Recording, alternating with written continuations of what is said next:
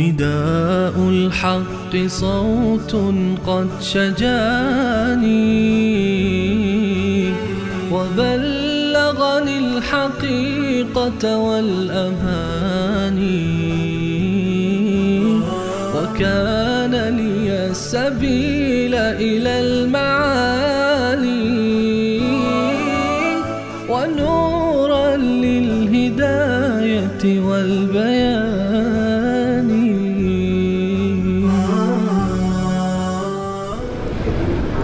أعوذ بالله من الشيطان الرجيم. بسم الله الرحمن الرحيم. قد يعلم الله المعوقين منكم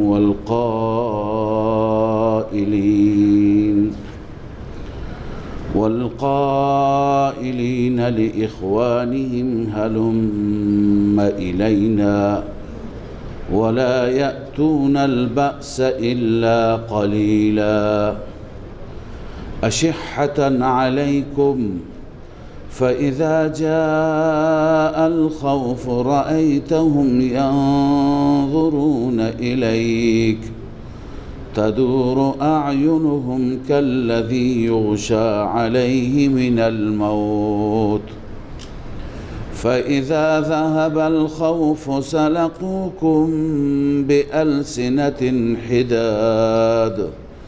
حداد أشحة على الخير أولئك لم يؤمنوا فأحبط الله أعمالهم وكان ذلك على الله يسيرا. صدق الله العظيم. اللهم صل على سيدنا وشفيعنا ومولانا محمد وعلى آله وصحبه أجمعين. سبحانك اللهم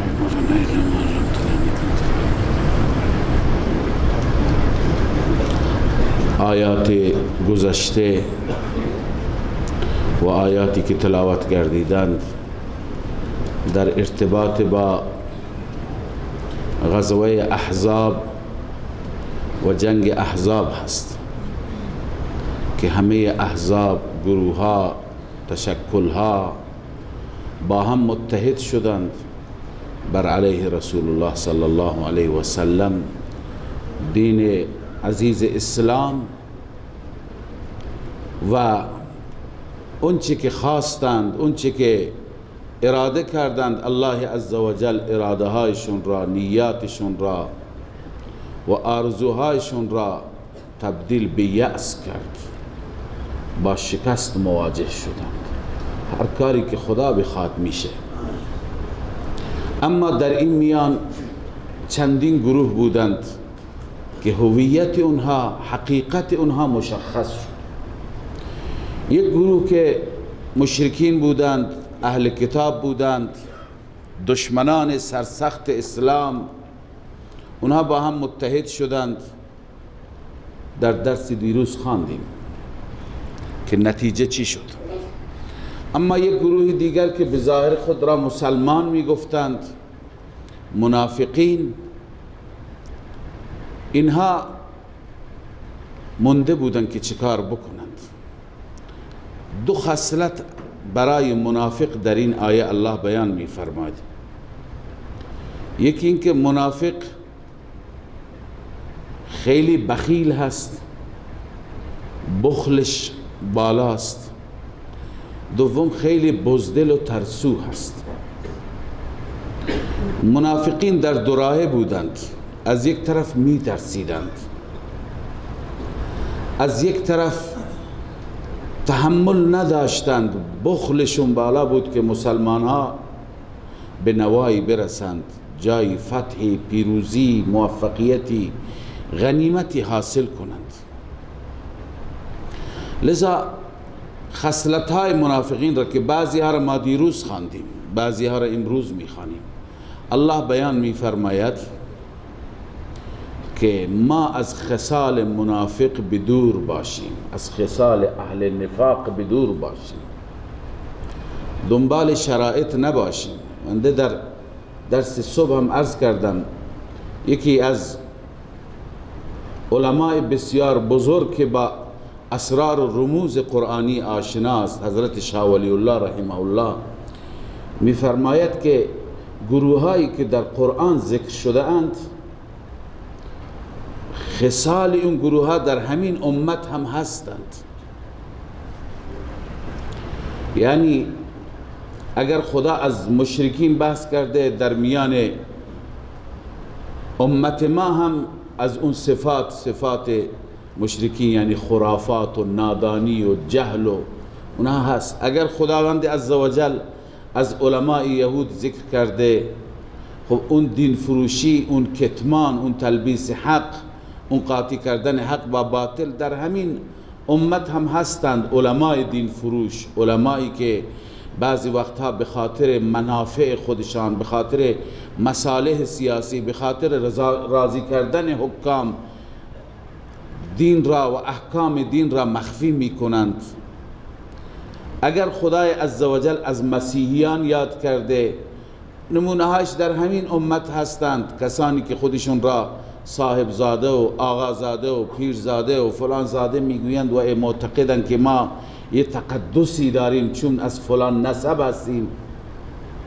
و اگر خدا از منافقین در قرآن بحث میکنه، در این امت هم هستند، اون خصال هستند، بیشتر در میان حکام هستند و هم بعضی از افرادی که سرمایه دارند یا سیاسی اند یا به اصطلاح لیدرها هستند که اینها نگاه میکنن شرایط را، شرایط به کدوم سمت و سو هست، شرایط هر طور ایجاب بکند به همون طرف میرند.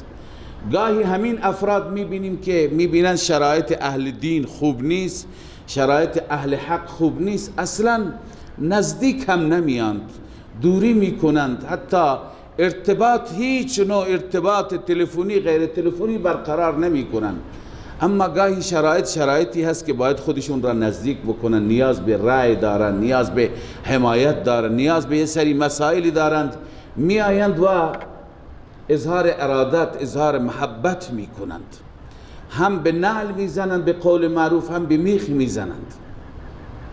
لذا الله عزوجل این صفات را برای ما بیان کرده که ما بر حذر باشیم، ما منافق گونه نباشیم، صفات اهل نفاق را داشته نباشیم.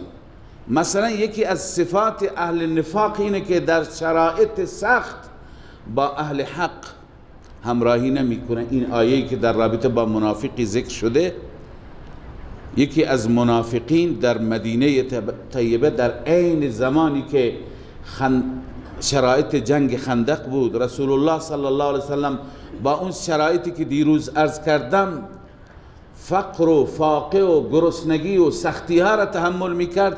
این رفته بود مدینه، تو باغش داشت کباب درست میکرد. یه برادری داشت، برادرش مخلص بود، مؤمن واقعی بود.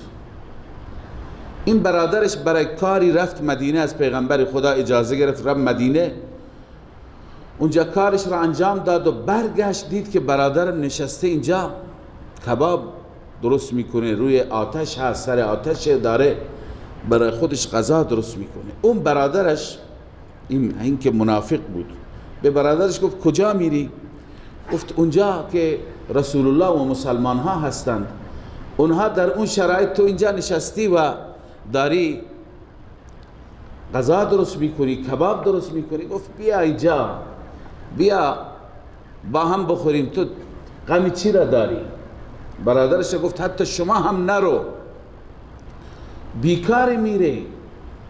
الله عزوجل از این نوع صفات اهل نفاق در قرآن یاد میکند و مذمت میفرماید. الله میفرماید قد یعلم الله المعوقین منکم، همانا الله میداند معوقین یعنی مانعین، کسانی که جلوگیری میکنند از شما، دیگران را خودشون هم نمیرن به جهاد، دیگران را هم نمیگذارند برند. والقائلین لاخوانهم هلم الینا، آنانی که به برادرانشون میگن بیایید اینجا، بیا اینجا پیش ما، بیا، بیکاری کجا میری؟ الله میفرماید من اینها را میشناسم، میدانم، الله اینها را مشخص کرده. منظور اینه که به وقت به کیفر اعمالشون میرسند. ولا یأتون البأس الا قلیلا، به جنگ نمی آیند، حضور پیدا نمی کنند مگر اندک. اندک چیه؟ در شرایط میاند که احساس بکنند شرایط جنگ به نفع ما تغییر میکنه. خب در اون نوع جنگ ها همراهی میکنن، به خاطر غنیمت هست، به خاطر مال هست، نه به خاطر اخلاص. اشحة علیکم، این علت است که چرا در بعضی مواقع می آیند، چون اشحة علیکم، بر شما اونها چی هستند؟ بخیلند. ای فهم عند الغنیمت اشح قوم، به وقت غنیمت اینها بخیل ترین قوم هستند، یعنی اینها تحمل ندارن کل اون چی که به غنیمت میرسه مال شما باشد، میخوان اینا هم شریک باشد. اما وقتی که جنگ باشد، سختی باشد، شدائد باشد، و عند البعث اجبن قوم، بزدل ترین قوم میشه. لذا الله می فرماید فاذا جاء الخوف رأیتهم، زمانی که خوف می آید، زمانی که احساس خطر می کنند. بزدلی منافقین را الله به تصویر کشیده. انسان نباید اینقدر از مرگ بترسه، اینقدر ترسو باشه. مرگ که میاد، دیروز عرض کردم، چه در رخت خواب باشه، چه در دریا انسان غرق بشه، چه در میدان مردانه، میدان جهاد مردانه شهید بشه، میاد. آخر انسان چرا از مرگ بترسه؟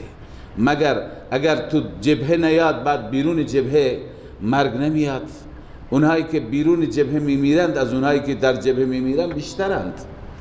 لذا الله میفرماید فاذا ذهب الخوف، فاذا جاء الخوف، زمانی که خطر بیاد، خوف بیاد، رأیتهم ینظرون الیک، میبینی نگاه میکنن به سوی شما، تدور اعینهم، چشمایشون، اون مردمه که چشم منظور است، در اون حلقهشن به سرعت دور میزند.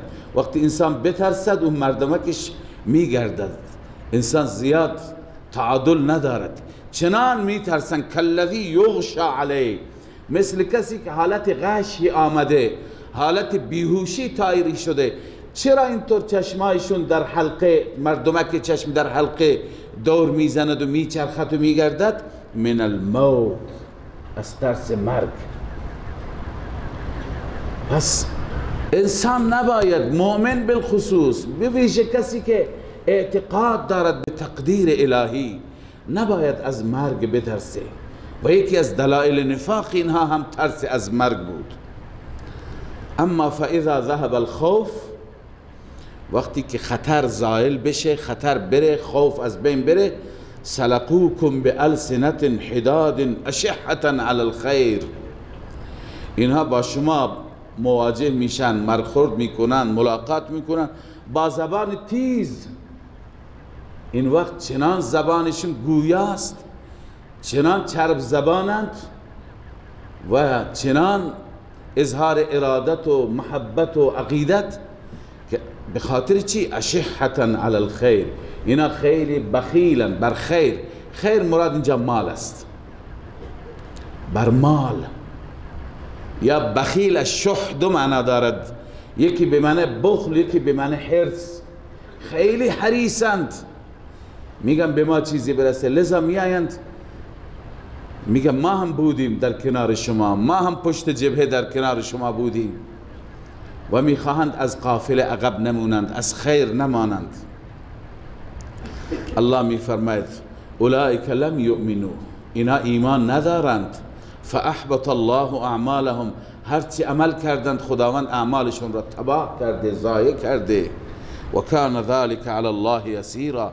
این بر خدا آسان است که تمام اعمالشون را ضایع بگرداند و فردا اونها را به کیفر اعمالشون برساند، چون که ایمان ندارند. خدای عزوجل پیغمبر به ظاهر نگاه میکند، چون پیغمبر خدا غیب نمیداند. پیغمبر در ظاهر در صف نماز اینها را قرار میده و در صف جهاد هم قرارشون میده، غنیمت هم بهشون میده، اما خدا که عالم الغیب است، خدا بر اساس واقعیت فیصله میکند. لذا الله میفرماید اولئک لم یؤمنوا، اینا ایمان ندارن. یحسبون الاحزاب، بازم از همین منافقین فکر میکردند که احزاب هنوز هستند. وقتی که خبر رسید که احزاب همه گریختند، همه فرار کردند، رفتند، تار و مار شدند، شکست خوردند، بزدلی اینها را الله بیان می‌کند. اینقدر بزدل، اینقدر ترسو که باور نمی‌کردند، فکر می‌کردند هنوز هستند. یحسبون الاحزاب لم یذهبوا، میپنداشتند احزاب را، احزابی که مدینه منوره را محاصره کرده بودند، میپنداشتند آنها هنوز نرفتند. الله عزوجل حرف دل منافقین را اینجا زده. و این یأتی الاحزاب، اگر احزاب بیایند وارد مدینه بشوند. میدونی منافقین چه تمنایی دارند؟ اللهی که علیم بذات الصدور است، تمناها و آرزوهای دل تک تک من شما را میداند. الله عزوجل تمناهای قلب منافقین را اینجا ذکر کرده.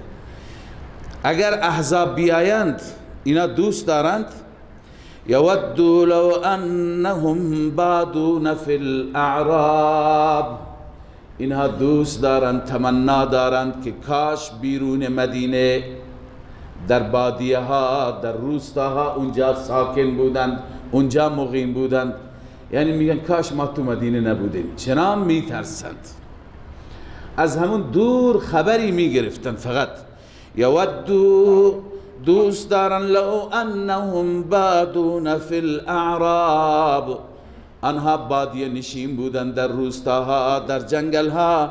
یسألون عن انبائکم، دورا دور اخبار شما را سوال میکردند، خبر از جبهه میگرفتند، خودشون اینجا حضور نداشتند. این تمنا دارند. و اگر بالفرض در مدینه هم باشند، در میان شما باشند، هم یارای جنگیدن ندارند و حالش را، دلش را ندارند. ولو كانوا فيكم ما قاتلوا الا قلیلا، اگر اینها در میان شما باشند نمی جنگند مگر اندک، همون اندکی که جایی که احساس بکنن شرایط جنگ به نفع است، اونجا غنیمت گیر میاد، مال گیر میاد اونجا. خب این بحث منافقین بود. در چنین مواقع سخت هم مخلص معلوم میشه، هم منافق معلوم میشه. گاهی خدای عزوجل شرایط سختی برای مسلمانان میارد تا که متمایز بشن، جدا بشن، مومن کیه، منافق کیه. حال خدای عزوجل در این آیه از مومنین یاد میکند. سبحان الله. مومنین، مخلصین، اصحاب جان برکفا، اونایی که الله عزوجل خودتون مشاهده بفرمایید با چه تعبیری از اونها یاد میکند. اما سرخیل اهل ایمان خود رسول الله است. ابتدا الله به ما دستور میده که شما رسول الله را الگوی زندگیتون قرار بدید، اسوه حسنه قرار بدید. لقد کان لکم فی رسول الله اسوه حسنه. ای مؤمنین، ای مخاطبین قرآن، ای مسلمان قرن موجود، قرآن کتاب روز هست، هر زمان خطاب می کند مخاطبین خودش را. گویا این خطاب متوجه من شماست. می فرماید که در وجود رسول الله برای شما اسوه حسنه هست، الگوی خوبی هست. یعنی به رسول الله و به زندگی رسول الله تأسی بجویید. ببینید رسول الله برای ما الگو هست. در چه چیزی ما باید به رسول الله اقتدا بکنیم؟ درست علما نوشتن در تمام دین، در تمام زندگیتون، مسائل دین و دنیایتون بهترین الگو برای شما رسول الله است. گاهی ما وقتی که الگو برداری میکنیم و بیشتر آیه را تفسیر میکنیم، ما بعضی چیزهای خاص را شاید به عنوان الگو چی بکنیم، انتخاب بکنیم. مثلا ما ظاهرمون را، لباسمون را، مویمون را، ریشمون را، مسواک سنت را، نمازهای اوابین را، نمازهای اشراق را، اینها را به عنوان الگو یاد کنیم. شک نیست که اینها هم هستند، در اینها هم ما باید به رسول الله اقتدا بکنیم. اما ببینیم موقعیت این آیه در کجا هست. این آیه در لابلای آیاتی هست که در رابطه با جنگ احزاب هست. اینجا بحث تنها مسواک و عمامه نیست، اینها هم الگو هستند، اینها هم باید در اینها هم تأسی بشه به رسول الله. اما اصل اینجا موضوع جهاد است، موضوع ثبات هست، موضوع از دشمن نترسیدن و نهراسیدن است. بحث اینه که انسان برای دین خدا تا آخرین لحظات انسان ایستادگی بکنه. خدا کمکش میکنه، همان گونه که اینجا از نظر اسباب ظاهری هیچ امیدی نبود. یک جماعت مختصر بدون امکانات، حتی بدون غذا و خوراک، بتونه این لشکر جرار و این لشکر قوی را که تا دهان و دندان مسلح بودند و همه امکانات و تجهیزات داشتند و دست به دست هم داده بودند، از مکه تا مدینه متحد شده بودند، هر طرف محاصره کرده بودند، بعید بود که دیگه اینجا نجاتی باشد. اما وقتی که ثبات باشد، استقامت باشد، توکل بر الله باشد، دعا و نیایش باشد. ببینید رسول الله صلی الله علیه وسلم در احزاب چه اعمالی انجام دادند. علاوه از این که خودشون پا به پای اصحاب و یاران کار کردند، خندقها را حفر کردند، آن حضرت شب و روز دعا، نیایش، نماز، التجا، صحابه را تقویت کرد، استقامت. اینها برای ما باید الگو باشند. زندگی میگذرد، در زندگی مشکلات می آید، لذا تأسی در ایمان است، تأسی در توکل است، تأسی در دعا و نیایش هست، تأسی در ایستادن در مقابل دشمن و تسلیم نشدن است. الله می فرماید لقد کان لکم فی رسول الله اسوة حسنه، در وجود رسول الله برای شما الگوی بسیار زیباست. از ایشون الگو برداری بکنید، زندگی ایشون را الگوی زندگی خودتون قرار بدید. اما این برای چه کسانی است؟ لمن کان یرجو الله والیوم الاخر، این الگو برداری برای کسانی هست که از خدا می ترسند، اونایی که ایمان به آخرت دارند. یرجو الله را چندین ترجمه کردن. رجا معنیش امید هست، بعضی گفتن یخاف الله، اونایی که از خدا می ترسند. بعضی گفتن اونایی که اعتقاد دارند به روز آخرت، اعتقاد به خدا، به توحید دارند و به روز آخرت دارند. برای مؤمن واقعی، اونی که خدا را قبول داره، روز آخرت را قبول داره، بهترین الگو خود پیغمبر است. و ذکر الله کثیرا، آنهایی که خدا را به کثرت یاد می کنند، یعنی اعمال صالح انجام میدن. خب این ذکر رسول الله بود. بعد از ذکر رسول الله ببین اصحاب رسول الله. اون طرف ما ذکر منافقین خواندیم، ببین فرق منافق و مخلص واقعی.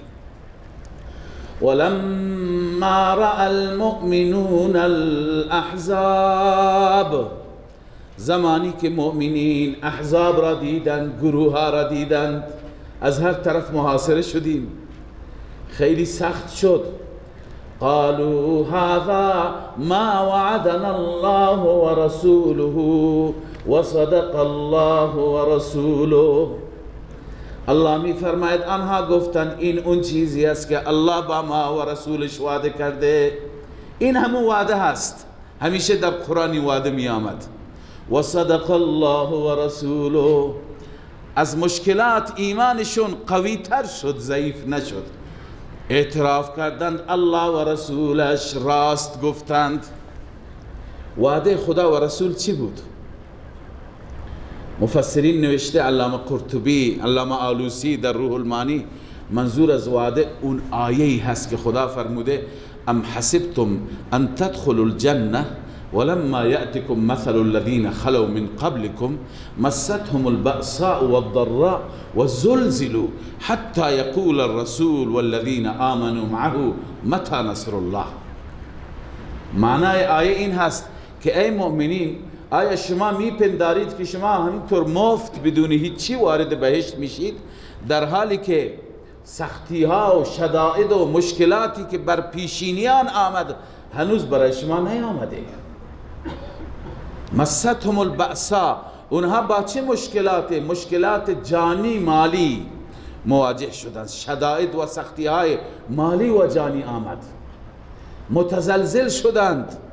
چنان متزلزل شدند که پیامبر اون زمان و امت اون پیامبر انتظار و لحظه شماری میکردن، میگفتن متی نصر الله، کمک خدا کی میاد؟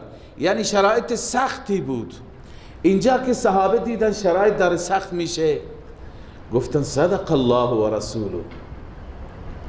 مثل امتهای پیشین هم نبودند، مثل اصحاب موسی هم نبودند. مقایسه بکنید، در قرآن ذکر اونهاست. اونها وقتی که فرعون داشت می آمد منت گذاشتن، گفتن یا موسی انا لمدرکون، موسی این ما دستگیر شدیم، تو چه رایی ما را آوردی؟ در بدر شدیم، الان چه کار بکنیم؟ موسی میگه کلا، نه اینطور نیست، شما بی صبری نکنید، صبر کنید. اونا داد و فریاد میکردن، بی صبری میکردند. اما اینها وقتی که مشکلات را دیدند، در سوره آل عمران خواندیم الذين قال لهم الناس ان الناس قد جمعوا لكم. صحابه رسول الله وقتی که مردم بهشون گفتن که ابو سفیان یه لشکر بزرگی بر علیه شما جمع کرده، فزادهم ایمانا، ایمانشون اضافه شد، نترسیدند. در وقت مشکل مؤمن ایمانش بیشتر میشه، اونا نترسیدند. فزادهم ایمانا وقالوا حسبنا الله و نعم الوکیل. این نقلی هست از صحابه الله ذکر میکنه در سوره آل عمران. ایمانشون بیشتر شد که گفت حسبنا الله و نعم الوکیل. اینجا هم از هر طرف محاصره، از هر طرف مشکلات، به قدری که بلغت القلوب الحناجر، خود قرآن در همین سوره گفت که گلوها خشک شد، نمیدونستن چه کار بکنند. در اون شرایط اینها ایمانشون قوی شد، گفتن صدق الله و رسوله، الله و رسولش راست گفتن سختی میاد، این همون سختی است، پس برادران باید این سختی ها را تحمل کنیم. با هم دیگه میگفتن و ما زادهم الا ایمانا و تسلیما. الله می فرماید این مؤمنین را نیفزود در اونها سختی ها مگر ایمانشان را افزود و تسلیمشان را افزود، یعنی یقینشان بیشتر شد و تسلیم در مقابل دستور الله بیشتر شد. اینا هستن یاران رسول الله صلی الله علیه و سلم. ببینی قرآن از اونها تعریف میکنه، در سخت‌ترین شرایط اینا ایمانشون قوی شد، اینا دفاعشون جانانه تر شد. هنوز الله اینها را ببینی با چه کلماتی، با چه تعبیراتی. ما که میگیم صحابه را دوست داشته باشیم، چون الله دوستشون داره، الله تعریفشون میکنه، الله اینها را به عنوان الگو معرفی میکنه. هم رسول الله الگوست و هم اصحاب و یارانش. اگر میخوایی به مقصد برسی، اگر میخوای به رضای مولا برسی، اگر میخوای به بهشت برسی، اینها الگو هست، اینها ستاره های زندگی و ستاره های هدایت هستند. الله میفرماید من المؤمنین رجال صدقوا ما عاهدوا الله علیه. از میان این مؤمنین مردانی هست، صفات مؤمنین مجاهدین را الله میفرماید، از میان مؤمنین مجاهدین مردانی هست که صدقوا ما عاهدوا الله علیه، با آنچه که با خدا عهد بسته در این عهد خودش صادق است. مثل منافق درنگ و دروغگو نیست، صادق است. هر چی که وعده کرده با ربش که پروردگار جان و مالم را فدا میکنم همونطور کرد. الله میگه صحابه و مؤمنین این کار را کردند. فمنهم من قضا نحبه، بعضی از اینها هستند به انجام رساندن مسئولیت خودشون را، به سرانجام رسوندند ذمه خودشون را، مسئولیت خودشون را، وظیفه خودشون را.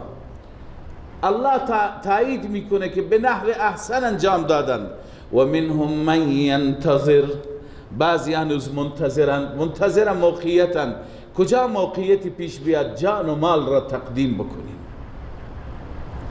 اینهایی که قضا نحبه هستند کیا هستند؟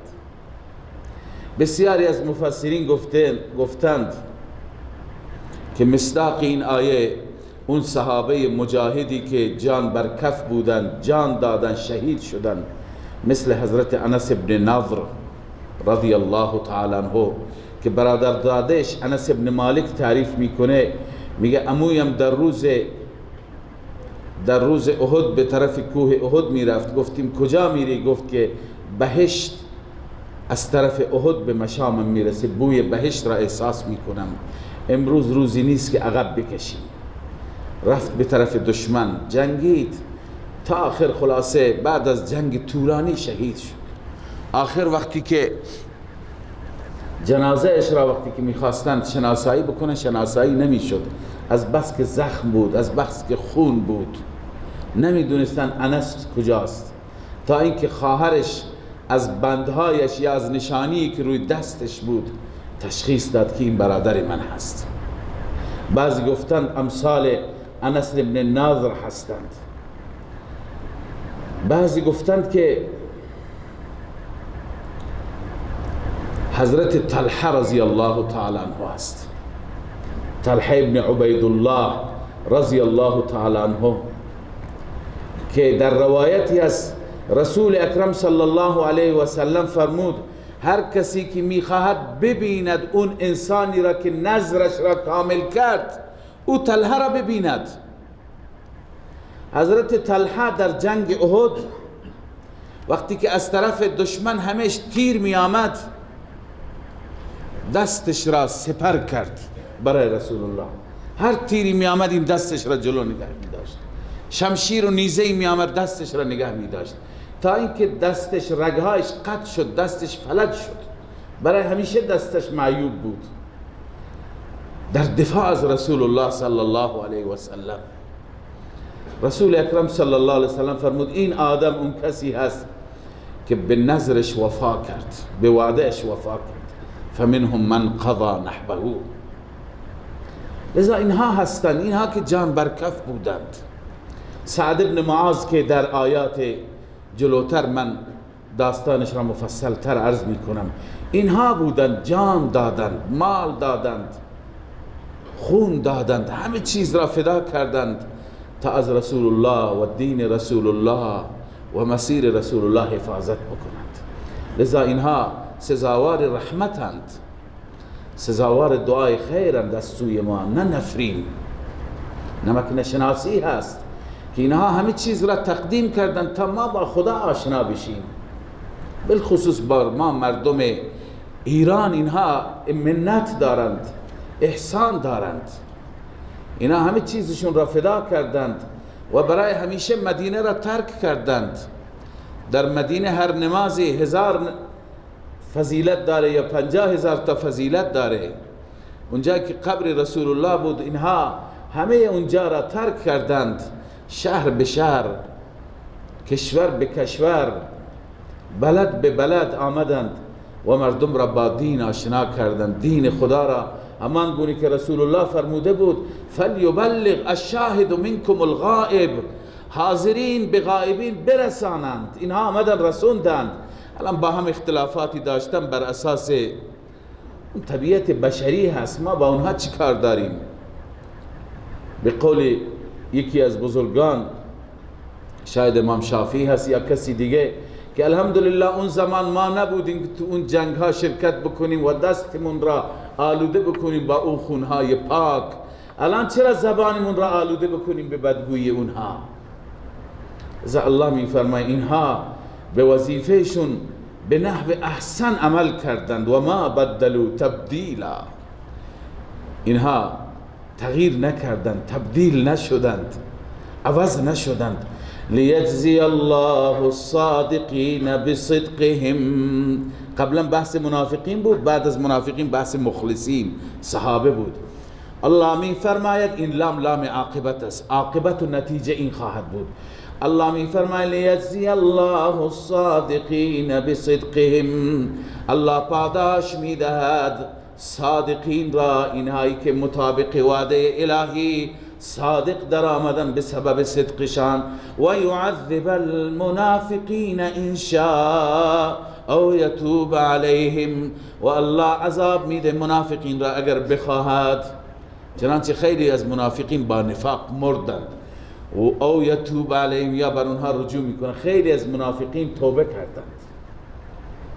عرض کردم در سوره های منافقین و سوره های مجادله بعضی از منافقین وقتی که آیات نازل شد ترسیدن، توبه کردن. بعضی ها حتی در جنگ های بعد از رسول الله، در جنگ هایی که ابوبکر صدیق با مسیلمه کذاب در جنگ یمامه داشت، خیلی از اونهایی که قبلا منافق بودن اونجا شهید شدند. او یتوب علیهم اشاره است که همه منافقین منافق نموندن. ان الله کان غفورا رحیما، این ترغیب توبه هست. الله بخشاینده و مهربان است، در توبه همیشه باز است. اگر کسی اشتباه کرده، راه نفاق را پیش برده، الان برگردد. و رد الله الذین کفروا بغیظهم لم ینالوا خیرا. چند گروه هستند، یکی مؤمنین که خدا پاداشی نیک میده، یکی که منافقین که بعضیشون توبه، بعضی دیگه الله عزوجل اونها رو به عذاب سخت گرفتار میکنه. اما بقیه کفار که آمده بودن فتح بکنند، آمده بودن فاتحه اسلام را بخونند، اونها را الله میفرماید و رد الله الذین کفروا بغیظهم، برگرداند الله عزوجل کفار را، یعنی مشرکین مکه و بقیه قبائل عرب را، بغیظهم، مع غیظهم، همراه با اون غیظشون، همراه با اون بغضشون برگشتند. دلشون خنک نشد که غیظشون بیشتر شد. لم ینالوا خیرا، اونها هیچ خیری حاصل نکردند، یعنی فتح نکردند، موفق نشدن، پیروز نشدن، ناکام و نامراد، دست خالی و دامن خالی. و کفى الله المؤمنین القتال، الله کافی از بندگان مؤمن خودش را از نظر جنگ. مؤمن واقعا بر مسیر ایمان باشد، بر مسیر تقوا باشد، بر مسیر اعتدال و جهاد صحیح باشد، الله از نظر جنگ کفایتشون میکنه، امداد غیبی میکنه، نصرتشون میکنه. و کان الله قویا عزیزا، این علت هم رد هست و هم کفا هست، هم رد الله الذین کفروا هست و هم کفا الله المؤمنین هست. الله قوی هست و غالب هست، دشمنان شما را میتوند ناکام برگرداند و شما را مؤمنین را کفایت بکند و شما را به مرادتون برساند، به فتح و پیروزی موفقیت برساند. اما یک گروه دیگه بود، گروه عهد شکن، یهودی های بدبخت. هر جا یهود عهد شکنه، هیچ اعتمادی به قول یهود نیست. مسلمان ها چطور به یهود اعتماد میکنن، باشون پیمان میبندن؟ یهود در قرآن هست نشون داده، تاریخش نشون داده قومی هست که از پشت خنجر میزند. بنو قینقاع از یهودیان مدینه بود، خیانت کرد، رسول الله اونها را جلاوطن کرد. بنو نذیر میخواستن، رسول الله با اونها پیمان داشت، آمده بود که برای یک قتل خطایی که 2 نفر کشته شده بوده از دست یک مسلمان، آمده بود پول جمع بکنه برای دیه اونها، چون یهود پیمان داشتن، گاهی یهود از مسلمانان میگرفتن. رسول الله آمده، اونها رفته از بالای قلمی خواستن سنگ آسیاب دستی را بندازن روی رسول الله که خدا خبر داد. رسول اکرم صلی الله علیه وسلم فهمیدن که اینها به ظاهر عهد دارند، اینها خائنند، همون بود که اونها را جلاوطن کرد. گروه سوم بنو قریظه، اینا هم خیانت کردند. همه یهود همیشه از پشت خنجر میزنند، هیچ وقت، همونطور که ما در آیات متعددی خواندیم الله میفرماید اینها هیچ وقت توان مبارزه روبرو با شما ندارند، اینا همیشه خیانت میکنند. لذا بنو قریظه هم خیانت کرد. خدمت شما عرض کردم که بنو قریظه حلیف بود، یعنی هم پیمان بود با مسلمان ها، راحت زندگیش را میکرد در کنار رسول الله، کسی به کار اونها کار نداشت. اما بنو نذیر که جلاوطن شده بودند، رفتند اونجا در خیبر، از اونجا اونا تحریک کردن. رئیسشون حیی بن اخطب، او آمد و با رئیس بنو قریظه مذاکره کرد، خلاصه قانعش کرد و خودش را گروگان گذاشت. من تو همین قلعه شما میمانم، اگر شما شکست خوردید و کشته شدید منم با شما کشته بشم، چون یقین داشت که پیروزی 100%. خب این رئیس بنو نذیر هم تو همین قلعه بود، خود بنو قریظه هم اونجا بودن، بسیاری از افراد به نام بنو نذیر اونجا بودند. اینا بعد از اینکه خیانت کردند، خب مشخص شد برای رسول الله. از طرفی مشرکین که رفتند، رسول الله با اصحاب برگشتند. رسول اکرم صلی الله علیه و سلم به مدینه که رسیدن، لباسهای زرهی را از تن در آوردند که جبرئیل امین با لباس زرهی آمد. این در حدیث هست. گفت چیکار میکنی؟ گفت تمام شد دیگه جنگ. گفت نه، الله عزوجل دستور داده ننشینید، خودتون را به بنو قریظه برسانید، کار اونها را یک سره بکنید. رسول الله مجدد لباس ها را پوشید، دستور داد اصحاب را، فرمود که نماز عصر را نخونید الا فی قریظه، مگر در محله قریظه بخوانید. با مدینه منوره فاصله داشت، جنوب مدینه بود. صحابه همیشه سمعنا و اطعنا بوده، به جان و دل سخن الله و رسول الله را عمل می کردند.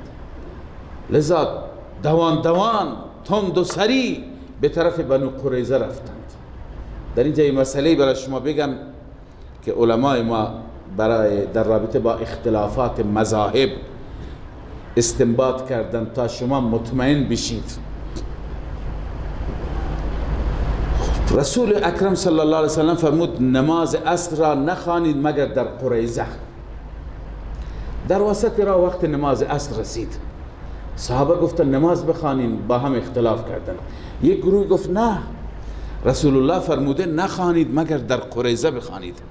یک گروه گفت نه، همین جا بخوانیم. اختلاف کردن، یک گروهی خواند، یک گروهی نخواند، رفت با تأخیر خواند، خودش را به قریظه رساندند، با تأخیر خواندند. یک گروهی اینجا چون وقت نماز آمده بود نماز خواندند. الان ببینید فرمان رسول اکرم صلی الله علیه وسلم را دو تا برداشت از این فرمان، دو برداشت متفاوت. یکی میگه خواندن جایز نیست، اینجا باید در همون محل بخوانید. یکی میگه نه، منظور پیغمبر این بوده یعنی زودتر برید. وقتی که اختلافشون را آوردند خدمت رسول اکرم صلی الله علیه وسلم، یا رسول الله از ما دو گروه کدوم بر صواب است، کدوم درست عمل کرده؟ آن حضرت صلی الله علیه وسلم هر دو گروه را تایید کرد، گفت هر دو شما خوب کردید. ببینید وقتی یک مسئله در قرآن در حدیث هست و مجتهدین بزرگوار هر یکی یک برداشتی داره. از همون حدیثی که امام ابو حنیفه استنباط میکنه، از همون حدیث امام شافعی هم استنباط میکنه، از همون حدیث هم امام مالک، اما نوع برداشت فرق میکنه، عیناً مثل همین جمله. لذا این اختلافاتی که بین فقهای ما هم هست، این اختلافات خدای نکرده اختلافات اصول نیست، اختلاف عقاید در باب توحید نیست، در باب قیامت نیست، درباره رسالت نیست، درباره مسائل فرعی هست. هم مسائل فرعی هم نه حلال و حرام در حد اون، بلکه اولا و غیر اولا، این بهتره یا این. خب یکی از حدیث، از آیه، از اشاره نص میگه این بهتره، اون دیگه میگه نه اون بهتره. اختلافات در این حده. با توجه به جریانی که در قریظه اتفاق افتاد، رسول الله هر دو را تایید کردند. علما معتقدند این نیست که اگر شافعی به فقه خودش عمل میکنه بگیم اون درسته یا غلطه و حنفی بگه این درسته یا غلطه. علما معتقدند همان گونه که رسول الله هر دو را ثواب قرار دادن، درست قرار دادن، اون چی که هر فقهی، هر مجتهدی برداشتی داره اون درسته، پیش خودش درسته.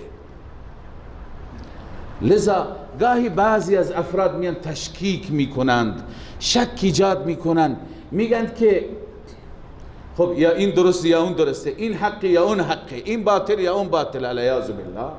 اینجا بحث حق و باطل نیست، بحث اولا و غیر اولاست. یکی میگه این مستحبه، یکی میگه نه اون صورت سنته، یکی اینجا دست بسته بشه بهتره، یکی میگه اینجا بسته بشه، یکی میگه آمین آهسته گفته بشه بهتره، یکی میگه نه بلند گفته بشه، یکی میگه رفع یدین بشه بهتره، یکی میگه نه بهترش نکردنش هست. این اختلافات هر یکی از حدیث برداشتی داره، همه دلائل دارند، همه. این نیست که یکی حدیث را بلد نبوده، به یکی حدیث نرسیده، نه، همه دلائل دارند. یکی از فلان حدیث استدلال میکنه، یکی از فلان حدیث. آن حضرت صلی الله علیه و سلم هم شرایط مختلفی در زمانهای مختلفی داشت. بنابراین بنده که یک اعتقادی دارم، گاهی که علما هستند میترسم بیان بکنم، میگم تخطئه نکنند، این برداشت شخصیه. به طلاب گفتم در درس صحیح مسلم که در بعضی چیزها مثلا ما در احادیث متفاوت میخوانیم. در بعضی احادیث هست وقتی که به سجده میروید اول زانوها را بگذارید، دستها را نگذارید. در بعضی روایت هست مثل شتر نخوابید، یعنی در بعضی روایت ها تایید میشه اول آدم دست بذاره، بعضی روایت هست اول زانو بذاره، وقتی بلند میشه در بعضی روایت ها هست که انسان استراحتی بکنه همونطور که شوافی میکنن بعدم بلند بشه، در بعضی روایت هست مستقیم بلند بشه. بنده میگم اینا در واقع اختلاف نیست، اینا توسع هستند. توسع یعنی الله عزوجل یک مقداری وسیع فراخ گذاشته برای ما، صورتها را، صورتهای متفاوتی هستند. بنده میگم با توجه به شرایط افراد، گاهی از یک آدم جوان سالمه و هیچ نیازی نداره از دستهایش کمک بگیره، لذا به زانو میره به سجده و همونطور مستقیم راست بلند میشه. اما بعضی وقتا شرایطی هست که یه فردی هست مریضه، وزنش مثل بنده سنگینه، نمیتونه، لذا مجبور از دستهاش کمک بیره، به اون روایت عمل میکنه، یکی به این روایت عمل میکنه. اینا اختلاف نیستن، اینا صورتهای مختلفی هستن که شما شرایطتون مختلفه. در بعضی روایت ها هست که تورک دو صورت داره، یکی اینه که پایتون را بخوابانید مثل چهار زانو نشستن، بعضی ها یک پا را میخوابانند. مثلا شوافع در قاعده اخیر چیکار میکنند؟ تورک میکنند، مثل چارزانو می نشینند. بعضی ها میگن نه تورک درست نیست، باید مثل ما که دوزانو میشینیم باید نشست. ما میگیم که اینها همه توسع هست، یعنی الله عزوجل همه صورتها رو برای ما مجاز قرار داده. گاهی انسان صحیح سالم یک صورت عمل بکنه، گاهی انسان معذور میشه صورت دوم هم برایش هست. اینا همه درسته، همه جایزه، همه مشروعه. نیازی نیست که اونهای مجتهدینی که سالهای سال، دهها سال اونها مطالعه کردند، قرآن و سنت را بررسی کردند، تک تک احکام را بر اساس اجتهادشون استنباط کردند و به امت تحویل دادند، الان بیایم بگیم اونها بر اشتباه بودن، اونها بر خطا بودن. امکان داره خطای اجتهادی کردند و اون الله میداند. وقتی که شما پیرو یکی از مجتهدین شدید و از فقه ایشون و از برداشتی که ایشون از قرآن و سنت داره شما تبعیت میکنید، مطمئن باشید که هیچ مشکلی توش نیست. عرض کردم همانطور که رسول الله صلی الله علیه وسلم صحابه‌ای که دو گروه شدند، از این واقعیت ما زیاد داریم، هر دو را صواب قرار دادن، هر دو را صحیح قرار دادن. به هر حال این بحث خارجی بود، طولانی رفتیم. صحابه رفتند بنو قریظه را محاصره کردند. بنو قریظه تسلیم نشد، آماده جنگ شد. محاصره ادامه داشت تا 20 الی 25 روز. قلعه بنو قریظه در محاصره بود. آخر بنو قریظه گفتند که ما فقط و فقط فیصله حکمیت و داوری سعد ابن معاذ را میپذیریم.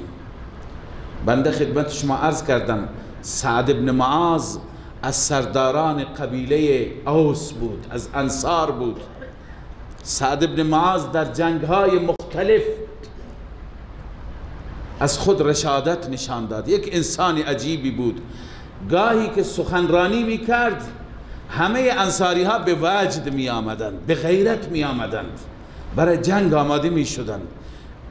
لذا سعد ابن معاذ در درس گذشته خدمت شما عرض کردم تیر خورد به دستش و رگش آسیب دید و خونریزی جاری بود، خون جاری بود. بستند به وسیله امکاناتی که در اون زمان بود، باندپیچی کردند، اما خون کم کم می آمد. سعد ابن معاذ مریض شد. سعد ابن معاذ دو تا دعا کرد، از خدای عزوجل خواست دو چیز را.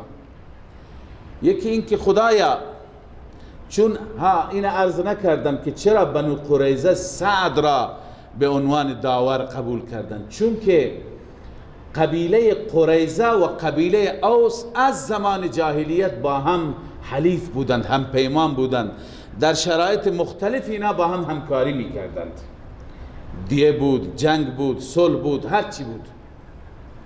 لذا الان قبیله بنو قریظه گفت هر فیصله‌ای که سعد در باره ما داشته باشه ما میپذیریم. اونا فکر میکردن اینا حلیف ما هستن، این همه خوبی ما به هم دیگه کردیم، شاید فیصله سعد فیصله نرمی باشد، ما را رعایت بکنن، ما هم پیمانانی بودیم. سعد رضی الله تعالی عنه وقتی که زخمی شد دو تا دعا کرد. یکی این که بار الها مرا نکش، موت نیاید تا زمانی که من ذلت بنو قریظه را ببینم با چشمان خودم، دلم خنک بشه از این خیانتی که اینها انجام دادند و خنجری که از پشت به ما زدند. خیلی عصبانی بود سعد. الله عزوجل ضمیره را طوری فراهم آورد که خود سعد بشه حکم، خود سعد بشه داور. دومین دعایی که سعد کرد گفت خدایا، چون بعد از این متوجه شد که قریش شکست خورد، گفت خدایا اگر کمر قریش برای همیشه شکست که مرا در همین زخمی که دارم موت شهادت نصیب بفرما، ولی اگر بناز قریش باری دیگر بر علیه رسولت و حبیبت قیام بکنه مرا نکش که من هنوز موی دماغی برایشون باشم. انصار واقعا رشادت داشتند. بعداً وقتی که رسول الله صلی الله علیه وسلم پیشنهاد را دریافت کرد از سوی بنو قریظه که اونها سعد را به عنوان حکم تعیین کردند، فرستاد برین سعد را بیارید. سعد در خیمه همون صحابی رفیده بود، اون داشت تیمارداریش میکرد. گفتن رسول الله شما را خواسته. سعد را بر الاغی یا بر قاطری سوار کردن، زخمی بود، آمد به بنو قریظه، فاصله داشت، چند میل فاصله داشت. اینجا که آمد صحابه نشسته بودند منتظر بودند. سعد را که آوردن رسول الله فرمود قوموا الی سیدکم، برای آقایتون بلند بشید. یه بحثی ما ایرانی ها داریم، در جاهای دیگه نیست، اینی که کسی میاد بلند میشیم. آیا این درسته یا نه؟ بعضی دیگه ایراد میگیرند، میگه این شرعا درست نیست. کسی که میاد شما نشستی بنشینی، اگر میخوای مصافحه بکنی، اگر میخوای معانقه بکنی بلند شو مصافحه بکن. اما الان رفته برای وضو برمیگرده همه بلند نشید. بعضی علما میگن نه، بلند شدن درسته، کسی که آقا باشد، کسی که احترام داشته باشه. چون اینجا رسول الله فرمود قوموا الی سیدکم. خب بعضی توجیه میکنن چون سعد زخمی بود، سعد رضی الله تعالی عنه زخمی بود، منظور رسول الله این بود که بلند بشه چند نفری اون را بگیرید و بیارید که مریض زخمیه، توانایی راه رفتن نداره. اما اینجا کلمه سید علما میدونه وقتی که سید فرمود آقاتون، این به نوعی احترام را میرساند.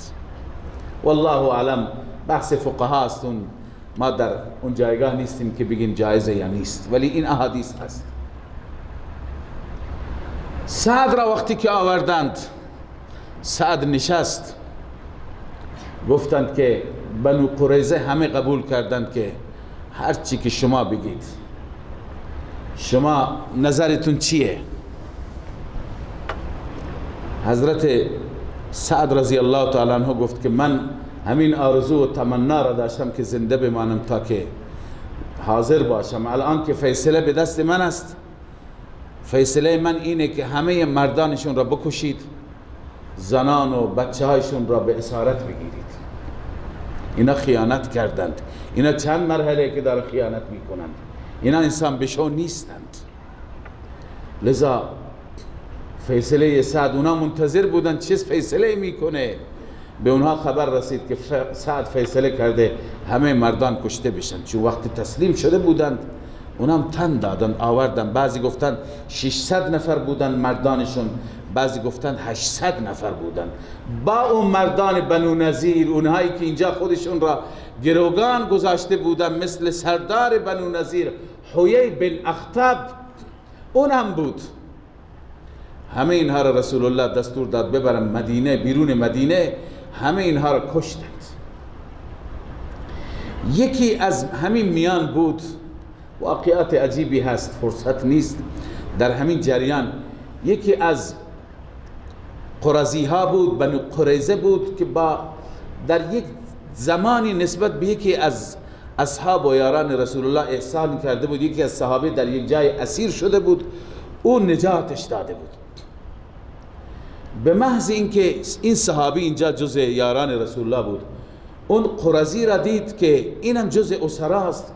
گفت یا رسول الله فلان فرد در فلان زمان نسبت به من احسان کرده، مرا نجات داده، لذا شما اجازه بدید که من او را پناه بدم، من او را امان بدم، من او را به عهده خودم عوض اون احسانش را بدم، اون کشته نشه. رسول مکرم صلی الله علیه وسلم فرمود اشکالی نداره، شما که میخواید عوض احسانتون را بدید بهش، دستش را بگیر، اون را جدا بکن، اون را میبخشی. اون آوردن گفتن که تو به خاطر فلان احسانت نسبت به این صحابی رسول الله تو بخشیده شدی. اون گفت که من زندگیم به چه درد میخوره، زن و بچه‌ام که اسیر شما باشن. به خدمت رسول الله گفتن این قبول نمیکنه، میگه زن و بچه‌ام را هم آزاد کنید. فرمودن زن و بچه‌اش را هم آزاد کنید. زن و بچه‌اش را هم آزاد کردن. بعد از اون گفت زن و بچه بدون مال به چه درد میخوره، مال من که اینجا هرچی به غنیمت گرفته شده مال منو هم بدید. آن حضرت فرمود مالش را هم بهش بدید، بره آزاد با زن و بچه‌اش با مالش. وقتی که این در پناه صحابی در آمد ما بهش پناه میدیم. بعد از اینکه همه خواسته هاش برآورده شد، ببینی یک کافر چقدر نسبت به دینش به آیینش هم متعهده. گفت که بعضی از سرداران و سران را نام گرفت. کعب رئیس قریظه بود، کجاست؟ گفتم اسیر بردنش بکشند. فلانی کجاست؟ کشته شد. فلانی کجاست؟ یا کشته شد یا بردن بکشند. گفت پس زندگی من بدون اونها چه فایده داره؟ من هم بکشید. خودش قبول کرد. رسول الله گفت پس وقتی که نمیخواد ببرید بکشید. بردن کشتنش. منظور اینه که صحابی پیغمبر وقتی که احسانش را بیاد آورد، عوض احسانش را بهش داد. بالاخره سعد وقتی که دلش خنک شد، قریش هم برای همیشه شکست خورد. بعد از اون سعد مرگ را تمنا کرد، شهادت را از رب خواسته بود قبلا. صحابه میگن ما تو خیمه ها بودیم، دیدیم که خیمه هایی که همجوار خیمه های سعد بودن جوی خون جاری شد. گفتن چه خبره؟ گفتن که زخمش سعد خون ریزی کرد. حضرت سعد رضی الله تعالی عنه در همون زخم با همون زخم شهید شد. و رسول اکرم صلی الله علیه و سلم فرمود وقتی که سعد از این دنیا رفت اهتز له عرش الرحمن، عرش رحمان به تکان در آمد از شهادت این صحابی بزرگ. اینها مردان بزرگی بودند که این گونه از اسلام عزیز دفاع کردند، از رسول الله دفاع کردند. الان حقشون هست که ما از اونها دفاع بکنیم. ما نگذاریم کسانی از روی نادانی اونها را نفرین بکنن، اونها را درست معرفی بکنیم، اونها را اونطوری که حقشون هست خودمون هم بشناسیم و به بقیه معرفی بکنیم و برای اونها دعای خیر بکنیم. ربنا اغفر لنا ولاخواننا الذين سبقونا بالایمان. این دعا را رب به ما در قرآن آموزش داده که بخوانیم. بار اله ما را ببخش و اون برادرانی که قبل از ما مؤمن بودند و با ایمان از این دنیا رفتند. ولا تجعل فی قلوبنا غلا للذین آمنوا. و خدایا نسبت به اهل ایمان در دل ما هیچ نوع غل و غشی نباشد، هیچ نوع حقد و کینه‌ای نباشد. آخه مسلمان چرا کینه داشته باشد نسبت مسلمان؟ نسبت به یاران رسول الله، نسبت به اونهایی که این گونه جانانه از رسول الله دفاع کردند، از اسلام دفاع کردند، همه چیزشون را فدا کردند. آیا الان اونها مستحق نفرین ما هستند؟ چرا ما فریب خورده بعضی از تاریخ نویسانشون که اصالتشون یهودی هست، تاریخ نویسانی که اصالتشون یهودی هست و میخواهند آخرین این امت را نسبت به اولین این امت بدبین کنند، چون این بدبینی منجر میشه به بدبینی به اصل اسلام. چون اسلام را اینها به ما رسوندن، قرآن را اونها به ما رسوندن. وقتی که اونها مورد اعتماد نباشند، وقتی که اونها عدول نباشند، عادل نباشند، پس دینی که از طریق اونها به ما رسیده اون دین چی خواهد بود؟ لذا صحابه رسول الله صلی الله علیه وسلم عادل بودند و بهترین انسانهای روی زمین بودند.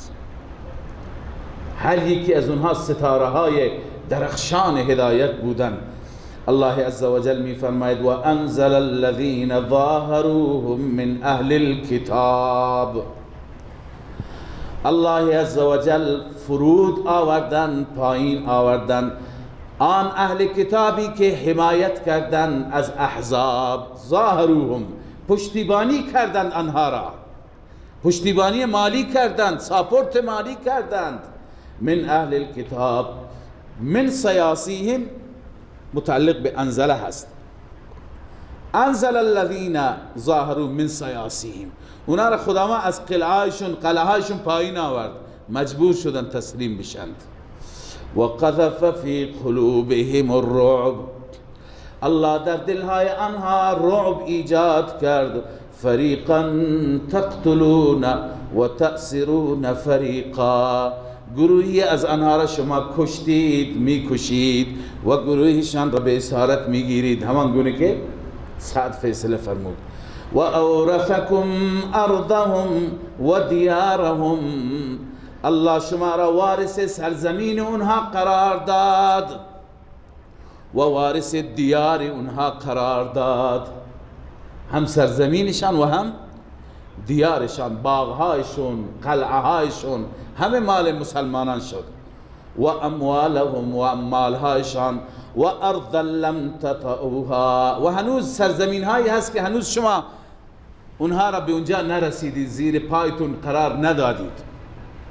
مفسرین میگن اشاره به خیبر است، تنها این قریظه را به شما ندادیم، خیبر را هم میدهیم. در خیبر بقیه یهودی ها بودن، ما بقیهشون بودن، اونها هم این در سال 5 هجری بود، غزوه خندق احزاب، اون در سال 7، 2 سال بعد اونم فتح شد. الله عزوجل یه عزت خاصی به رسول الله داد، به اسلام داد. عرض کردن این بزرگترین محرک اصلی حیی بن اخطب بود. حیی بن اخطب که رئیس قبیله بنو نذیر بود. در سال 4 هجری اونها جلاوطن شدن، رفتن به خیبر پناه بردن، زن و بچهش اونجا بود. خودش رفت مشرکین مکه را تحریک کرد، احزاب را جمع کرد، اینجا آمد خودش را گروگان کرد. اینجا که بنو قریظه فتح شد، قلعه هایشون خب مردان کشته شدن، این حیی بن اخطب هم جز اونها بود، گردنش را زدند. 2 سال بعد وقتی که خیبر فتح شد، اونجا زن و بچهش اسیر شدند. دخترش حضرت صفیه رضی الله تعالی عنها، ابتدا وقتی که تقسیم کردند، این صفیه سهم یکی دیگه از اصحاب و یاران رسول الله شد. آخر کسی آمد خدمت رسول الله گفت یا رسول الله، این دختر سردار بنو نذیر است، بسیار شیرزن خوبی هست، اگر شما این را به اون کسی دیگه بدید، این را برای خودتون بردارید و باش عقد کنید. آن حضرت صلی الله علیه وسلم پذیرفت و به اون صحابیه کنیز دیگه داد، حضرت صفیه را آزاد کرد و بعدا عقدش کرد، یکی از امهات المؤمنین شد. به هر حال الله عزوجل سرداره را کشت، دخترش را به عقد رسول خدا در آورد. از این ذلت بیشتر برای یهودی؟ لذا الله می فرماید فریقا تقتلها و ارضا لم تطئوها، سرزمین هایی که هنوز شما فتح نکردید، لگتمال نکردید، زیر پایتون نگرفتید. و کان الله علی کل شیء قدیر، الله بر هر چیز قادر است. یا ایها النبی قل لازواجک ان کنتن تردن الحیات الدنیا، این بخش دوم سوره هست. بعضی فکر میکنه هیچ مناسبتی با بخش اول نداره، چون که درباره ازواج پیغمبر است، همسران پیغمبر و یک سری دستوراتی نسبت به اونها، اما نه، خیلی ارتباط داره. من از 2 جهت ارتباط این آیات را با آیات گذشته عرض میکنم. اول این که در گذشته خواندیم که پیغمبر را اذیت نکنید، مشرکین، منافقین، دشمنان هم اذیت میکردند، گاهی خودی ها هم. لذا از اینجا به بعد تذکر به خودی ها هست، اهل خانواده، اهل بیت، شما هم پیغمبر خدا را اذیت نکنید. و ربط دوم که این ربط قوی تر است، اینه که ما الان قبل از این خواندیم خداوند فرمود چه غنایمی به شما رسید، قلعه های قریظه، قلعه های خیبر همه فتح شد، مال زیادی به دست مسلمانان آمد، مال های فراوانی به دست مسلمانان آمد، زندگی ها عوض شد، غذاها بهتر شد، لباس ها بهتر شد، وضع معیشت و معاش صحابه خیلی تغییر کرد. اما این را خدمت شما عرض کنم که وضع زندگی رسول الله تغییر نکرد، به همون شکل ماند. از این آیه معلوم میشه ازواج مطهرات مگه چی خواستند؟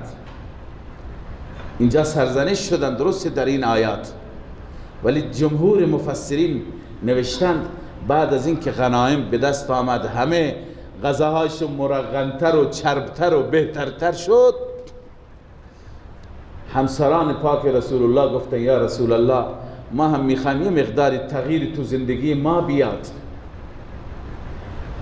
غذای بهتری داشته باشیم، حداقل تو خانه یک خادمه‌ای باشد، کنیزی باشد که کارها را انجام بده. عموما هر انسان دلش میخواد رفاه داشته باشد، گناه نیست، مباح است.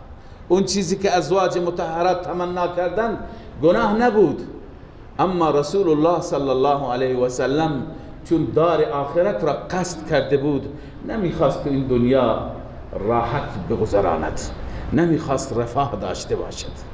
خب پیغمبر خدا فرق میکنه با بقیه. صحابه زندگیشون تغییر آمد. ازواج که این را تقاضا کرده، آن حضرت ناراحت شد و آن حضرت فرمود که من تا 1 ماه پیش شما نمیام. قهر کرد.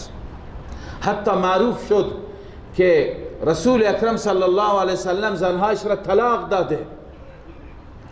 عمر رضی الله تعالی عنه سراسیمه آمد، گفت یا رسول الله آیا طلاق دادی؟ فرمود نه من طلاق ندادم. بعدا دید رسول الله ناراحت، حدیث مفصلی است، نشست چند تا شوخی کرد تا خنده رسول الله را در آورد. بعد حضرت رسول اکرم صلی الله علیه وسلم تا 29 روز نیامد. 1 ماه 29 روز شد. بعد از اینکه 29 روز آمد، الله فرمود به همسرانت اختیار بده، همون زندگی فقر و فاقه، همون زندگی قناعت را میخواند با تو زندگی بکنند. اگر نه میخواند رفاه داشته باشند، میخواند ترفه داشته باشند، غذای خوب، لباس خوب، زندگی راحت، خب تو که اون زندگی را نمیخوای، تو طلاقشون بده و حتی چیزی بهشون بده، برن زندگی خوبی داشته باشند. آن حضرت صلی الله علیه و سلم این پیام الهی را باید به همسرانش میداد. پیش همسران و ازواج مطهرات آمد. در این زمان آن حضرت صلی الله علیه و سلم 4 تا همسر داشت. حضرت عایشه، حضرت حفصه رضی الله عنهما و حضرت ام سلمه، حضرت سوده. تو تفسیرها این 4 تا رو نوشتند. اول پیش عایشه رضی الله عنها آمد، بعضی 5 تا هم گفتن. اول پیش عایشه آمد، گفت که من یه چیزی بهت میگم، چون عایشه از نظر سنی از همه کوچکتر بود، دختر بچه‌ای بود. رسول الله هم عایشه را دوست داشت، نمیخواست که اختیاری که بهش داده خدا اون نادانی بکنه و بگه که من زندگی مرفه میخوام تا که از پیغمبر جدا بشه. پیغمبر نمیخواست از عایشه جدا بشه. به این خاطر گفت من یه پیشنهادی بهت میدم، اول برو با پدر و مادرت مشوره بکن، بعداً جواب منو بده. گفت باشه چیه؟ گفت که آیا خدا و رسول خدا را اختیار میکنی؟ تردن الله و رسوله و الدار الاخره. الله را میخوای، رسول را میخوای، دار آخرت را میخوای، یا نه تردن الحیات الدنیا و زینتها، زندگی و خوشگذرانی در دنیا و زینت دنیا، زرق و برق دنیا، کدوم را میخواهی؟ گفت که یا رسول الله درباره تو برم از پدر و مادرم مشوره بگیرم؟ نه خیر، بل اختار الله و رسوله و الدار الاخره. من خدا و رسول و دار آخرت را میخوام.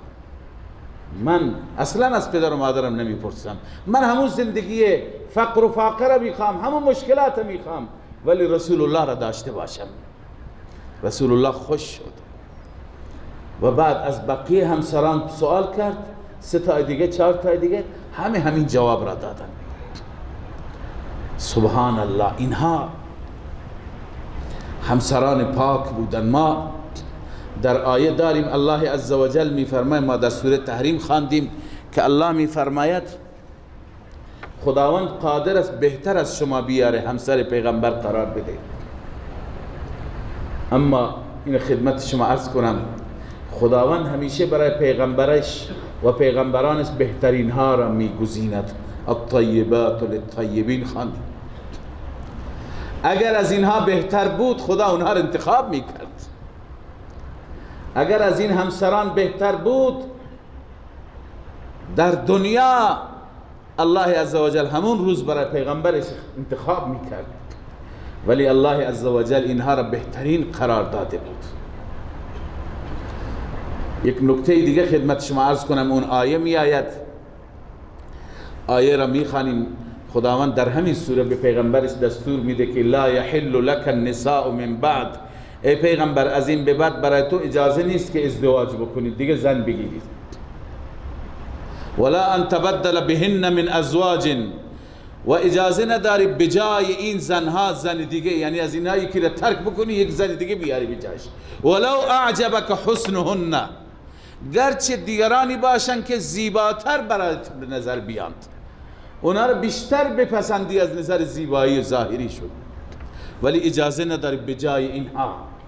چرا؟ به خاطر اینکه اینها را الله پاداش داد. شما که خودتون را وقف کردی برای رسول الله،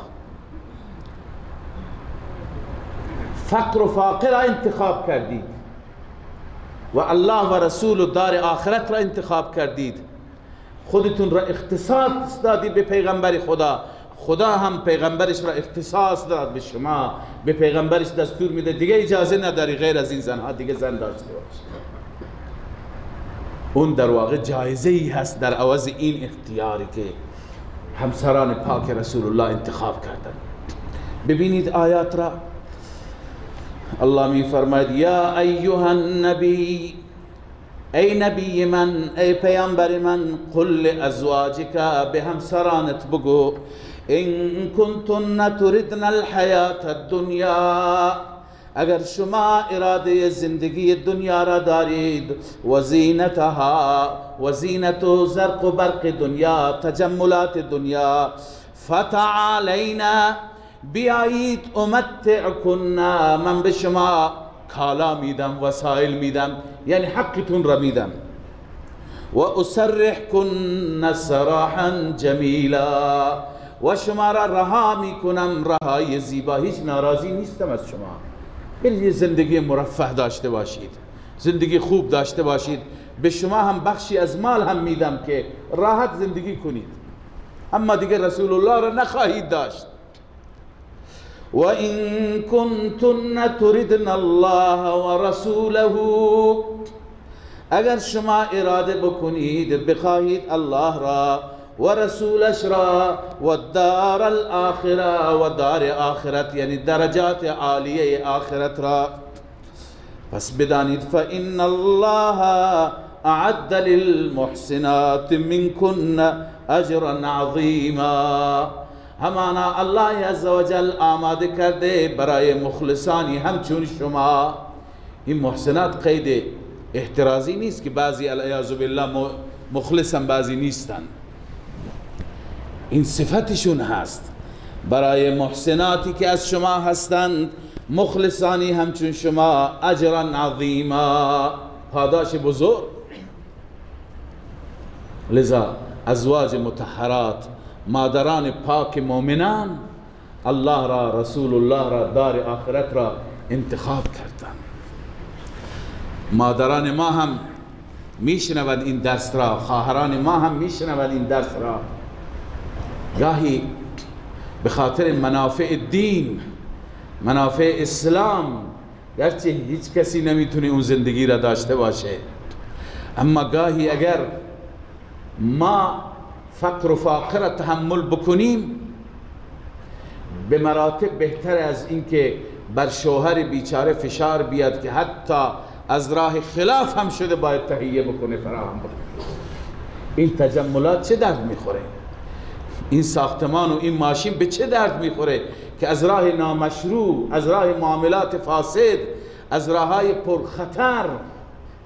لذا باید زنان جامعه اسلامی هم قناعت داشته باشند، شوهرانشون را برعکس مجبور کنند از شما نان حلال میخواهیم، زیادش را نمیخواهیم، هر چی باشد حلال باشد، طیب باشد،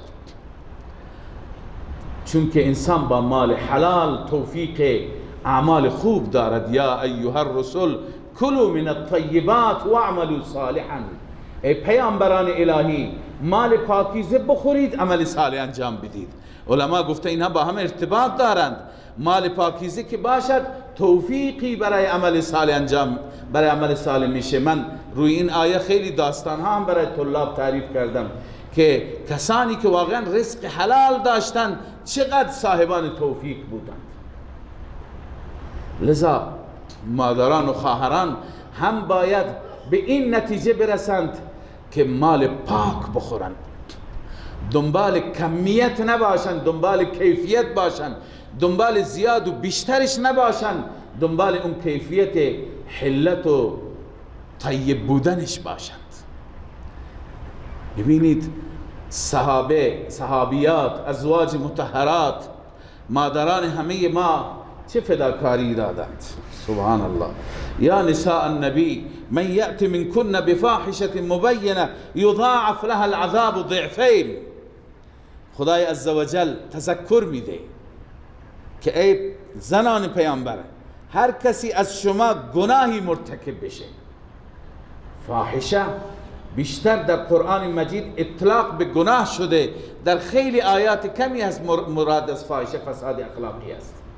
در یک جای فاحشه به معنای بخل آمده، الشیطان یعدکم الفقر و یأمرکم بالفحشاء. شیطان شما را از فقر میترساند و امر میکنه به بخل، میگه مالت را نده که کم میشه. یک جای فحش به معنای بخل میاد. عموما فحش به معنای گناه میاد، مطلقاً گناه. آزار دادن رسول الله یک گناهی است. ينبغي ان تحمل الفاحشه على حقوق الزوج و فساد عشرته. بحر المحیط گفته آنچه که سیاق این آیه هست، فحش به معنی چی باشد؟ گناه، نافرمانی شوهر را رنجاندن. لذا معنیش اینه که هر یکی از شما رسول الله را برنجانه، گناه علنی انجام بده، یضاعف لها العذاب ضعفین، عذاب برایش 2 برابر میشه. چون که انتظاری که خدا از خواص دارد اون انتظار خیلی بالاتر است. مثلا یک انسان ویژه، یک انسان خاص، یک بزرگمرد، یک تحصیل کرده، یک عالم، وقتی که بر مسیر باشد نسبت به بقیه اجرش مضاعفه، اما از مسیر منحرف بشه گناهش هم مضاعفه، عذابش هم مضاعفه. اینجا الله می فرماید و کان ذلک علی الله یسیرا، این که خداوند 2 برابر به شما عذاب بده این بر خدا آسان است. اما و من یقنت منکن لله و رسوله، هر کسی از شما تابع خدا بشه و تابع رسول الله بشه، همونطور که الان عهد کردید که از این به بعد از رسول الله تبعیت کنید و رسول الله را اختیار کنید، اگر تابع رسول الله باشید و تعمل صالحا، و هر کسی از شما عمل صالح انجام بده، نؤتها اجرها مرتين، ما اجر و پاداشش را هم 2 برابر میکنیم یا چند برابر. بعضی هم میگن مرتين صیغه تثنیه برای تکرار است، چند برابر اجرش میدیم. و اعتدنا لها رزقا کریما، رزق معززی در بهشت بهش عطا میکنیم. لذا الله عزوجل به ازواج مطهرات خطاب، این همه خطاب ها به ازواج است، به اهل بیت رسول الله که ازواج هستند و بقیه.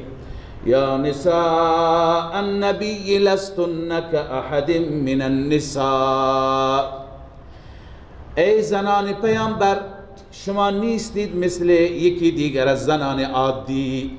ان اتقیتن، اگر تقوا در وجود شما باشد، اگر خدا ترسی باشد. لذا شما مثل زنان عادی نیستید. لذا فلا تخضعن بالقول، در زمان سخن گفتن صدایتون را پایین نیاورید، بلکه صدایتون را پایین نیاورید معنیش اینه که با تکلف سخن نگویید. چرا؟ فیطمع الذی فی قلبه مرض، اون کسی که در قلبش مرض هست اون به تمامی افته. و قلنا قولا معروفا، خشونت هم مراد نیست، سخن زیبا بگید، سخن خوب بگید. مثلا کسی کاری داره، نیازی داره، سوالی داره، سوالش را میپرسه، جوابش را بگید. بیشتر نه. این دستور برای زنان پیامبر است، متوجه زنان امت هم هست. خواهران مواظب باشند وقت سخن گفتن با نامحرم. نباید انسان خودش را صدقه و قربان بکنه. بعضیا عادت دارن قربانت برم، فدات بشم. اینها در دل مریض طمع ایجاد میکنه. امروز متاسفانه مرض هم زیاده. حتی سخنی دو نوع هستند، یک سخن با تکلف، یکی از کلماتی بیاره انسان. این کلمات مثلا که بنده عرض کردم یا شبیه این کلمات، کسی چیزی میپرسه، یک کلمه میپرسه، زن 4 تا صحبت بکنه، اینها در دل مریض طمع میاره. یا اینکه صدایش را نازک بکنه، صدایش را پرتکلف بکنه، صدایش با ناز و عشوه باشه، این هم در دل مریض طمع ایجاد میکنه. زن باید سنگین صحبت بکنه، با وقار. قلنا قولا معروفا همینه. کسی در میزنه آقا هست، نخیر نیست، تمام شد. یک کلمه. اینکه شما کی هستید، تشریف داشته باشید، ایشون میان، این سری حرفهای اضافی، اون انسان اگر مریض باشه به طمع میفته. این آدابی هست که هرچه ما بیشتر رعایت بکنیم جامعه سالمتر، از مرض دورتر خواهیم داشت. لذا زنها نباید با نامحرمها بدون تکلف صحبت کنند، باید سنگین، وقار. وقرن فی بیوتکن، دستورات دیگر، بمانید در خانه هایتان، ولا تبرجن تبرج الجاهلیت الاولا، و خودتان را به معرض نگذارید مثل به معرض نمایش گذاشتن جاهلیت اولا. جاهلیت اولا قبل از بعثت رسول الله را میگن. زمان جاهلیت زنها اون زمان هیچ حیایی نبود، هیچ قید و بندی نبود، اونطور نباشید. و اقمنا الصلاة، نماز را برپا بدارید، و آتین الزکات، زکات را بدهید، و اطیعن الله و رسوله، الله را اطاعت کنید، رسولش را اطاعت کنید. این دستورات را که خدا به شما میده منظور چیه؟ چرا؟ انما یرید الله لیذهب عنکم الرجس اهل البیت، جزی نیست که الله اراده دارد، الله میخواهد دور کند از شما الرجس، آلودگی را، گناه را، معصیت را، نافرمانی را. اهل البیت یعنی یا اهل البیت، ای اهل بیت رسول الله، و یطهرکم تطهیرا، و شما را مطهر و پاک بگرداند، پاک گرداندنی. این آیه معروف است به آیه تطهیر. آیه تطهیر معمولا خوانده میشه و تفسیرش جوری دیگه میشه. اون تفسیری که از سیاق و سباق معلوم میشه، اون تفسیری که جمهور مفسرین تفسیر کردن، اون تفسیر نمیشه. بعضی ها که تفسیر میکنن میگویند که مراد از اهل بیت فقط 5 نفر هستند: خود رسول الله، سیدنا علی کرم الله وجهه، سیده فاطمه رضی الله عنها و حسن و حسین. این 5 نفر خدا اینها را خطاب میکنه، 5 تن فقط، که شما را خدا میخواد ای اهل بیت پاک بگرداند، تطهیر بگرداند. در حالی که چرا میگه این 5 نفر؟ چون استدلال مهم و قویشان، اونایی که اینجور تفسیر میکنند میگن چون اینجا صیغه جمع مذکر مخاطب آمده، جهت استحضار دیگران عزیزان، یعنی صیغه هایی که برای مردان معمولا استفاده میشه. برای مردان گفته میشه انکم، اگر زنان مراد بودن میگفتن انکنه. برای مردان گفته میشه یطهرکم، اگر یطهرکم، اگر برای زنان میشد میگفتن یطهرکنه. ولی ما معتقدیم که مراد از این آیه اهل بیت، بقیه اهل بیت را هم نفی نمی کنیم، اونا هم جز اهل بیتند، اما مصداق اولی این آیات همسران پاک رسول الله صلی الله علیه وسلم هستند. به چه دلیل؟ شما نگاه کنید از رکوع اول که خطاب شروع شده یا ایها النبی، صیغه ها همه صیغه های جمع مؤنثند. ان کنتن تردن فتعالین امتعکن اسرحکن ان کنتن تردن الله و رسوله، تا دوباره یا نساء النبی دوباره خدا ذکر میکنن، دوباره میفرمان من یقنط منکن. همه این خطاب هایی هست برای ازواج مطهرات.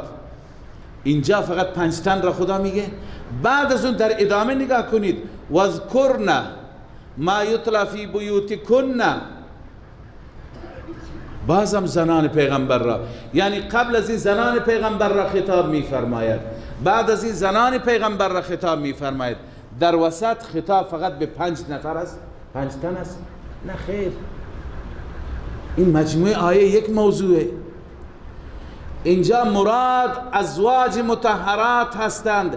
ای زنان پیامبر، ای همسران پاک رسول الله، جزی نیست که خداوند میخواهد از شما آلودگی و عصیان و نافرمانی را دور بکند. ای اهل بیت، و یطهرکم تطهیرا، شما را پاک بگرداند، پاک گردانیدنی. اولا ببینید تفسیر که ما میکنیم نباید تفسیر بر اساس فکر و اجتهاد و نظر خود ما شخصی باشه. ببینید تفسیر سلف چیه.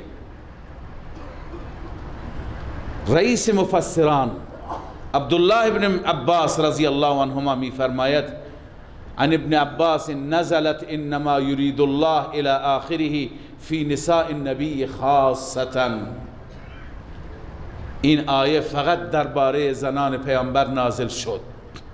اهل بیت مراد زنان پیامبر. ابن عباس میگه. شاگرد ابن عباس اکرمه چی میگه؟ میگه من شاء باهلته، هر کسی میاد بیاد با من مباهله بکنه من با اون مباهله میکنم.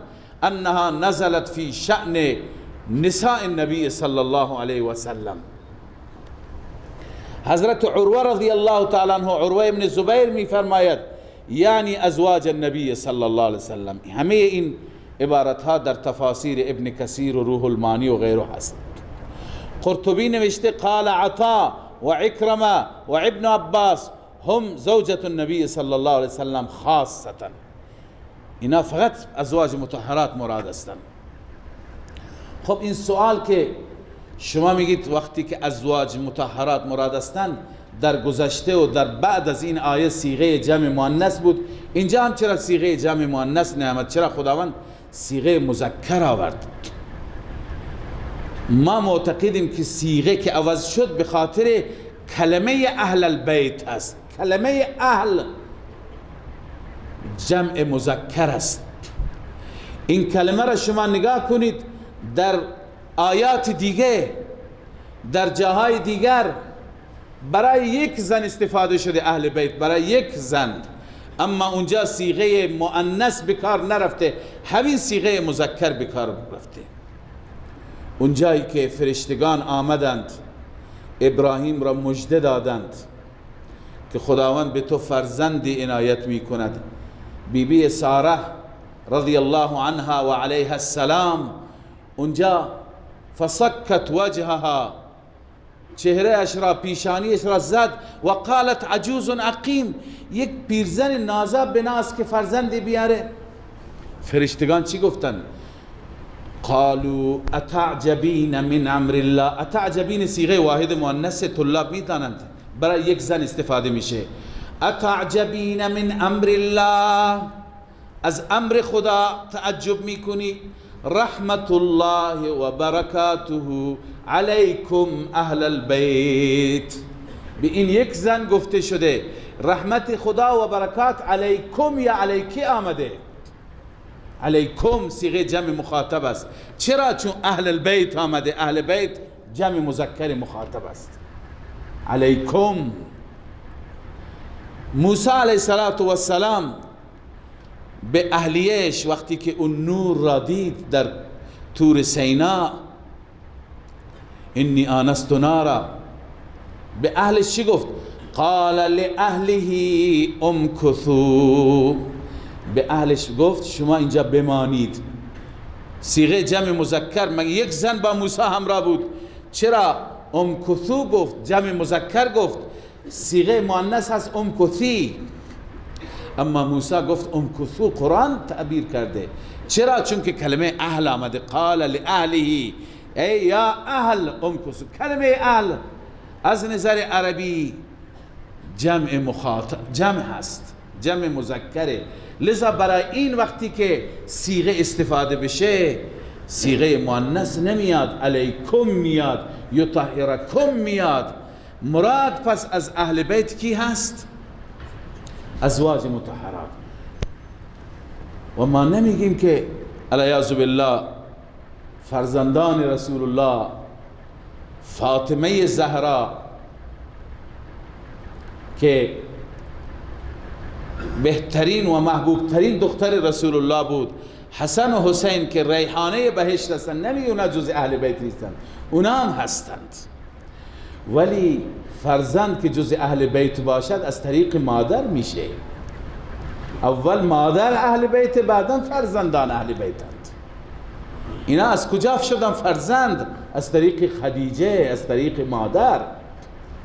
پس در اهل بیت اول باید مادران باشند. الان چه خدیجه باشد، چه عایشه، چه حفصه، چه بقیه.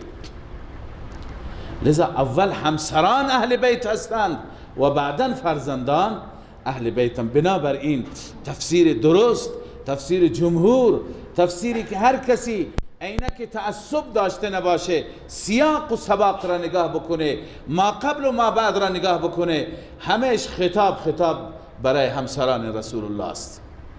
خدای عزوجل میگه ای همسران رسول الله، من که به شما میگم نماز بخوانید، زکات بدهید، اطاعت خدا و رسول بکنید، من خدا خیرخواه و ناصح شما هستم. انما یرید الله، الله اراده میکند لیذهب عنکم الرجس. ای اهل بیت نبی، الله میخواد از شما نافرمانی، معصیت، آلودگی های زندگی را دور کند و یطهرکم تطهیرا، شما را پاک بگرداند. در ادامه بازم صیغه های جمع مؤنث، واذکرن ما یتلا، ای زنان پیامبر یاد کنید آنچه که تلاوت میشه بر شما، فی بیوتکن، در خانه هایتان، من آیات الله والحکمه. این وسیله تطهیر است. چطور پاک میمانید، پاک میشید؟ تو خونه بشینید دستورات خدا را اجرا کنید. واذکرن ما یتلا فی بیوتکن، واذکرن فی بیوتکن منظور است در خانه هایتون. چرا؟ ما یتلا، آنچه که بر شما تلاوت میشه، من آیات الله والحکمه، از آیات الهی یعنی قرآن، و حکمت حدیث یعنی فرمان رسول الله. ان الله کان لطیفا خبیرا، بدون شک رب العالمین نسبت به شما لطیف است. لطیف را دو تفسیر کردم، یکی که لطیف از لطف است، مهربان، و یکی لطیف از لطافت است، به معنی ظرافت ها را میداند، باریکی ها را میداند، ظرائف را الله عزوجل هم میداند. خبیرا، از همه اعمال شما الله تعالی خبر دارد. لذا این تشویق است برای عمل کردن به آیات الهی، احادیث رسول الله، و اینکه در خانه بنشینید و اونها را به بقیه تعلیم و آموزش بدید. صدق الله مولانا العظیم.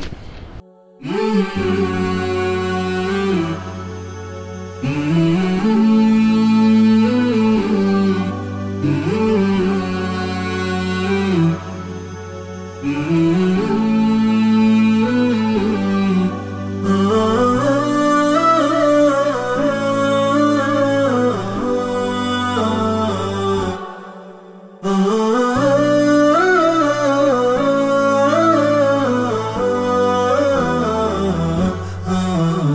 نداء الحق صوت قد شجاني وبلغني الحقيقة والأماني وكان لي السبيل إلى المعالي ونورا للهداية والبيان.